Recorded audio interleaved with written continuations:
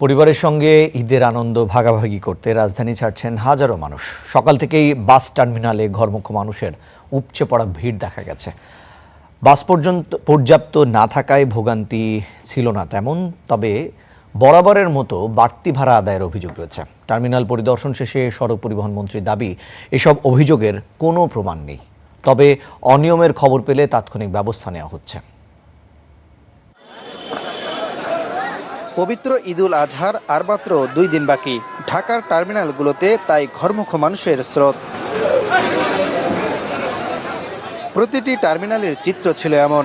বাসের জন্য যাত্রীদের দীর্ঘ অপেক্ষা, আবার বাস আসলে তাতে ওঠার জন্য হুড়োহুড়ি। এত কিছুর মাঝেও ঘরে ফেরার আনন্দেই স্বস্তি খুঁজে নিচ্ছে সাধারণ মানুষ। দীর্ঘ কর্মব্যস্ততা শেষে লম্বা এই ছুটিতে সবাই যাচ্ছেন বাড়ি। গাড়ি পাইতেছি না, 2 ঘন্টা টিকিট কাটছি, এখনো গাড়ি খবর নাই। গাড়ি 23 নম্বরের সিরিয়াল। ভোগান্তি আছে, দাঁড়াইছি অনেকক্ষণ যাবত। অন্য সব বারের মতো এই ঈদযাত্রাতেও যাত্রীদের অভিযোগ ছিল, কিছু বাস অতিরিক্ত ভাড়া নিচ্ছে।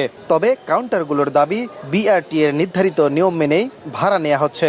2-2.5 ঘন্টা দাঁড়াই আসছিলাম, তারপরে টিকিট যাও পাইছি, এখন গাড়ি পাচ্ছি। এই মহাখালী বাস টার্মিনাল দ্বিতীয় অথবা তৃতীয় অবস্থান করে, সেই হিসাবে যাত্রীদের সুবিধার ক্ষেত্রে এই ভোগান্তিটাতে আমরা চাই না। সকালে বাস যাত্রার চিত্র দেখতে সায়দাবাদ বাস টার্মিনাল পরিদর্শনে আসে সড়ক পরিবহন ও সেতুমন্ত্রী শেখ রবিউল আলম। বলেন, বেশি ভাড়া নেয়ার দৃশ্যমান কোনো প্রমাণ পাওয়া যায়নি। অনিয়মের খবর পেলে তাৎক্ষণিক ব্যবস্থা নেওয়া হচ্ছে। 1.5 কোটি মানুষ যখন যে কোনো পরিবহনে উঠে যেতে চায়, হাইওয়ে পুলিশ বলেন, মনিটরিং বলেন, তখন অনেক সময় এভাবে নির্দিষ্টভাবে তাদেরকে নিয়ন্ত্রণ করতে পারে। কিছু বিচ্যুতি হয়েছে, অসুবিধার কিছু নেই।